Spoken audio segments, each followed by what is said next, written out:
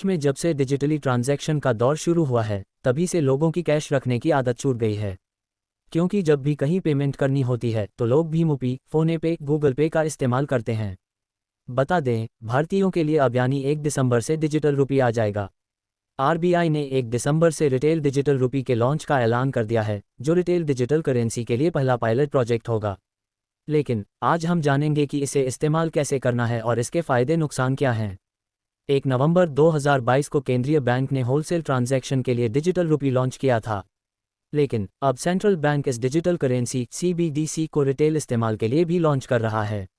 RBI के मुताबिक retail के लिए डिजिटल रुपी के पायलट प्रोजेक्ट के दौरान इसके डिस्ट्रीब्यूशन और इस्तेमाल की पूरी प्रक्रिया की टेस्टिंग होगी। इसको शुरुआत में चुनिंदा लोकेशंस पर रोल आउट किया जाएगा। जैसे हम अपने बैंक अकाउंट में डिजिटल रूप में कैश देखते हैं, वॉलेट में अपना बैलेंस चेक करते हैं, कुछ ऐसे ही डिजिटल रुपी भी देख और रख सकेंगे। डिजिटल रुपी को 2 तरह से लॉन्च किया जाएगा। पहला होलसेल ट्रांजैक्शन यानी बड़े ट्रांजैक्शन के लिए, जिसकी शुरुआत 1 नवंबर से हो चुकी है। वहीं दूसरा रिटेल में आम पब्लिक के लिए होगा, जिसे 1 दिसंबर से लॉन्च किया जा रहा है। CBDC ब्लॉकचेन टेक्नोलॉजी पर आधारित होगा। पेपर करेंसी की तरह इसका लीगल टेंडर होगा। आप जिसे पेमेंट करना चाहेंगे उसे इससे पेमेंट कर सकेंगे और उसके अकाउंट में ये पहुंच जाएगी।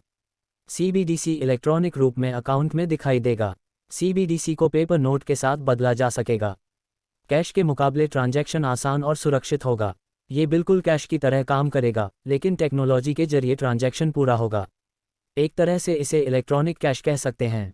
आरबीआई के मुताबिक CBDC डिजिटल रुपी एक पेमेंट का मीडियम है, जो सभी नागरिक, बिजनेस, सरकार के लिए एक लीगल टेंडर होगा। इसकी वैल्यू सेफ स्टोर वाले लीगल टेंडर नोट के बराबर होगी। डिजिटल करेंसी आने के बाद लोगों के पास कैश रखने की ज़रूरत कम हो जाएगी। रुपी एक डिजिटल टोकन की तरह से काम करेगा, यानी कि CBDC आरबीआई की तरफ से जारी किए जाने वाले करेंसी नोट का डिजिटल स्वरूप ही है। इसका यूज़ लोग करेंसी की तरह ही लेन देन के लिए करेंगे। आरबीआई के अनुसार रुपया का डिस्ट्रीब्यूशन बैंकों के जरिए होगा।